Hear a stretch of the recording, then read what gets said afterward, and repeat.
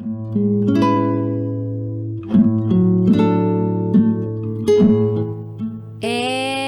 now, it's time for DJ Rocky's Secret Files.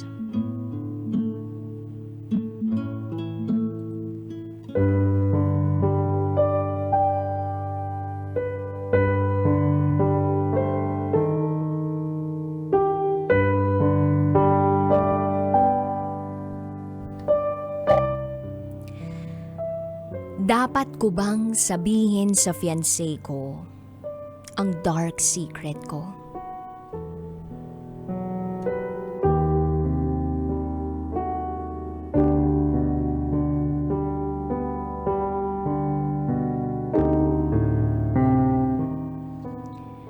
Hi, DJ Rocky. Lagi akong nakikinig sa programa mo. Hindi ko nga lang inaakala na isa rin pala ako sa magpapadala ng secret file sa iyo. Naisip ko na baka matulungan mo ako kasama ng iyong mga tagapakinig. Hindi ko alam kung paano ko sisimulan ito. Maraming tumatakbo sa isip ko. Gayunpaman, itago mo ko sa pangalang Isay. Taga Batangas, 28 years old, and soon to be bride ngayong year 2023. This is my secret file.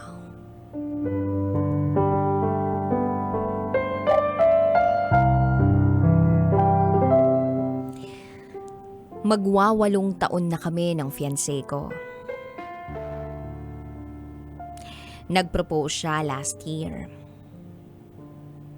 And by the way, nagtatrabaho siya sa barko. Sobrang busy ko ngayong season. Full-time work, online seller, at nag-aasikaso ng preparation para sa wedding. Pero eto na nga, DJ Rocky. Habang naghahanda para sa kasal namin, hindi mawala sa isip ko ang dark secret ko.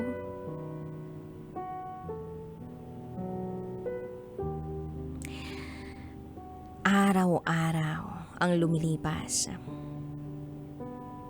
Nag-i-imagine din ako kung paano ang buhay may asawa. At sa paglipas ng bawat araw, napapalapit ang wedding day namin. Na mas nagpapabigat ng loob ko.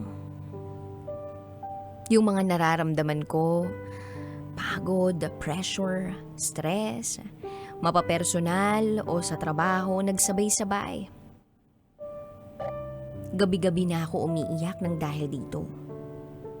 Hindi ko rin alam kung epekto rin ba ito ng PCOS o polycystic ovary syndrome ko, kaya lumalala.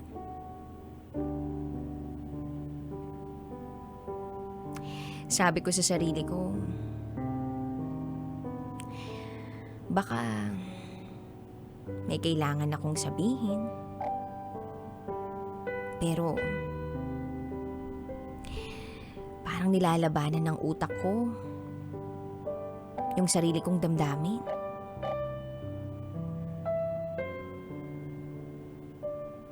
Naalala ko tuloy yung sinabi sa amin ng teacher namin ng high school. Merong couple na ikinasal, pero kinabukasan, ibinalik ng lalaki ang babae sa kanila dahil hindi na ito virgin. May nakauna na sa babae nang hindi alam ng lalaki. Kaya kayo, tsaka ninyong ibuka ang mga paa ninyo pag naikasal na kayo para hindi kayo isauli sa mga magulang ninyo. Yan ang pinakatumatak sa isip ko na sinabi ng teacher ko. Kaya sabi ko sa sarili ko, hindi ko muna ibibigay. Pero mali ako. So eto na nga. Nung 3 years na kami, may nangyari sa amin. Siya ang first ko. Ako rin ang first niya. Bata pa lang kami, magkakilala na kami.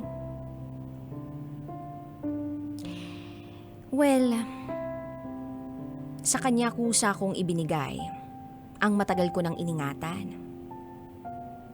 Dahil sigurado na ako. Sensitive din ang katawan ko. Kaya alam ko yung nangyayari sa sarili ko. Ang boyfriend ko naman, siya ang laging nag-a-adjust. Siya ang mapagbigay. Kaya, ayun. Give and take kami. Then one day, medyo wala ako sa mood. Pero gusto niya.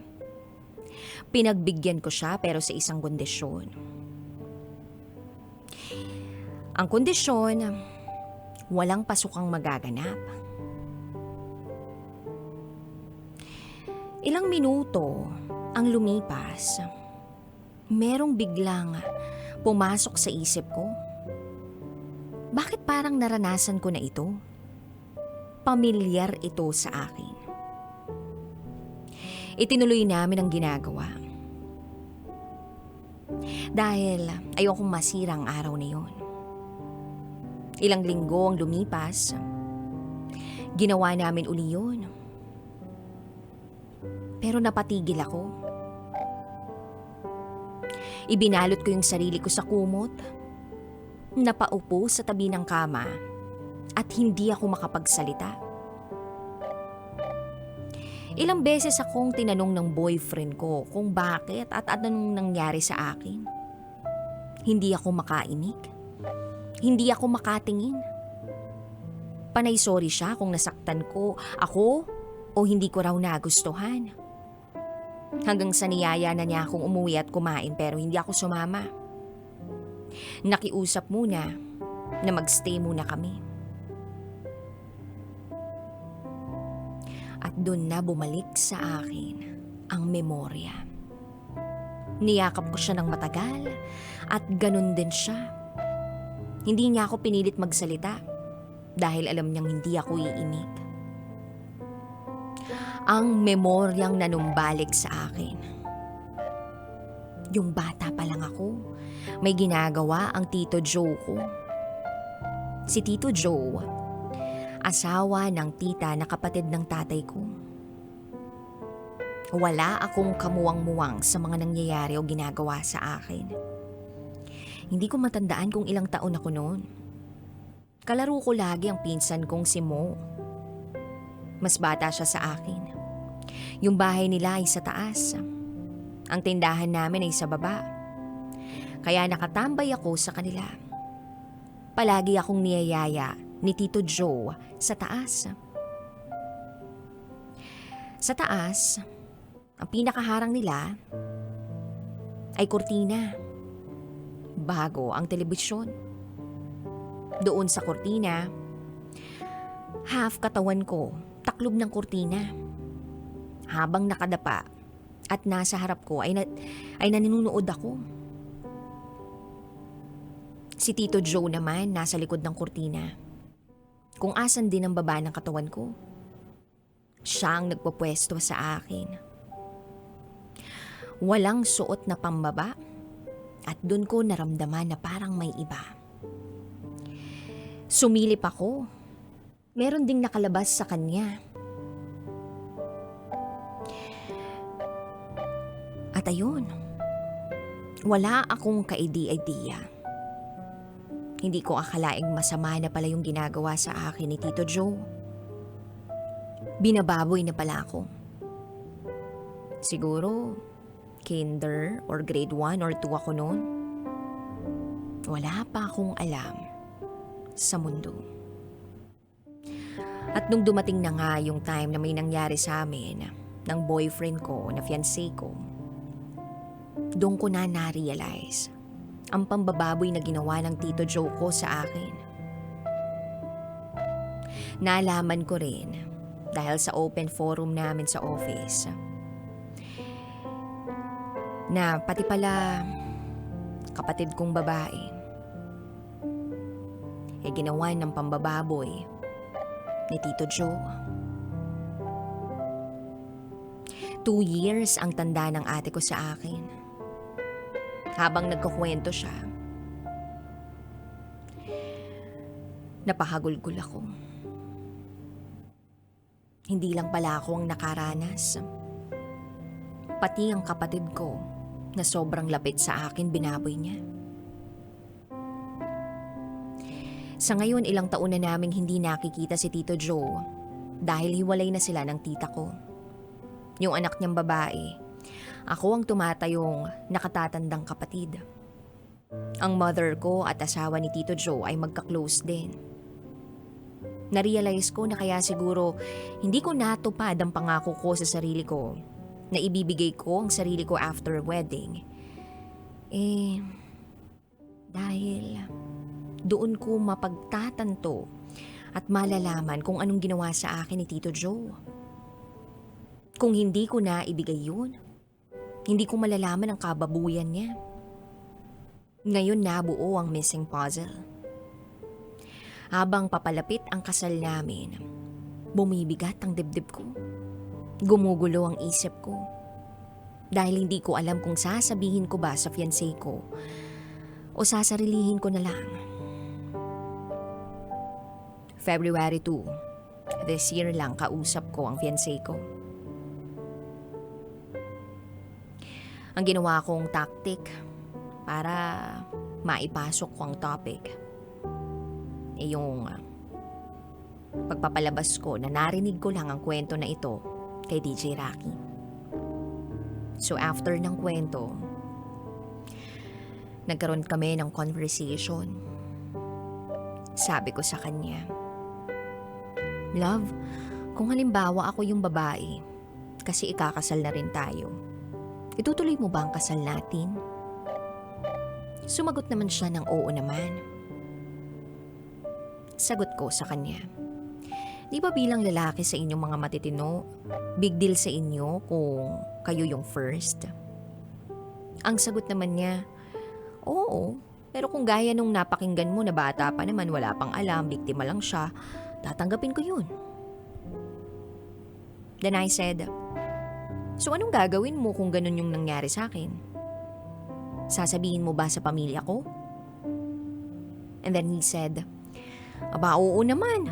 Masusuntok ko pa yung gumawa sa'yo noon. Sasabihin ko rin sa tatay mo para malaman nila at makatikim din ng suntok yung gumawa sa iyo." At sabi ko, paano naman yung relasyon natin? Mamahalin mo pa rin ba ako kung sakali? O kaya, magbabago na ba? Aalagaan mo pa rin ba ako? At ang sabi niya, "Oo naman, mas mamahalin pa kita.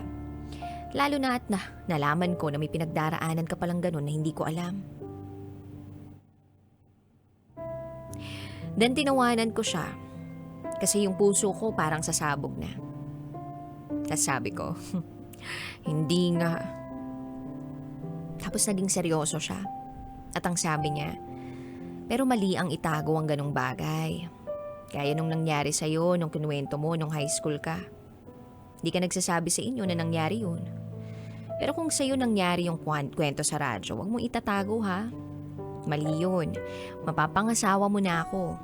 Tatanggapin kita dahil biktima ka ron at bata ka pa. Mas mamahalin kita at ipaparamdam sa'yo na hindi ka nag-iisa." Kaya lang kawawa yung babae, no? Dapat sinabi na niya sa fiancé niya. Then sabi ko, wala namang nangyaring ganun sa akin. Malabo yun. Magaslaw ako nung bata. At ayun, nakuha ko yung side niya. Iniisip ko hanggang ngayon kung sasabihin ko. Pag sinabi ko, sigurado akong magsasabi yun sa pamilya ko at baka magkagulo ang buong pamilya namin. Relasyon ng pamilya ng Tito Joe at pamilya namin ay magkasiraan kahit na hiwalay na si Tito Joe sa pamilya niya. At yun ang ayaw kong mangyari. Kaya hanggat maaari susuluhin ko kahit ang bigat-bigat na. Kahit na hindi ko alam kung hanggang kailan ko dadalhin ito. Although alam kong deserve niyang malaman yun. Dahil hindi niya deserve ang may itinatago ako. Pag na-air ito, ipaparinig ko sa kanya para personal kong makita ang reaksyon niya. Baka sa araw na yun, ay may lakas na ako ng loob. Salamat dahil kahit papaano, gumaan ang pakiramdam ko kahit saglit. Salamat dahil may napagsabihan ako. Sana kung sumulat man uli ako sa programa mo, DJ Rocky, masabi ko na. At sa lahat ng mga biktima ng pambababoy, maging matatag lang tayo at huwag natin hayaan na mangyari ito sa mga mahal natin sa buhay. At sa mga walang ya katulad ng Tito Joe ko, ang Diyos at ang karmang bahala sa inyo.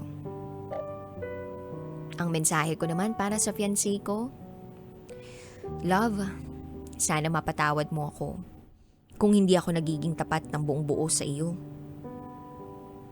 Patawarin mo ako kung hindi ko rin masabi. Wala akong lakas ng loob. Sana maintindihan mo ko. Nako-question ko tuloy ang sarili ko.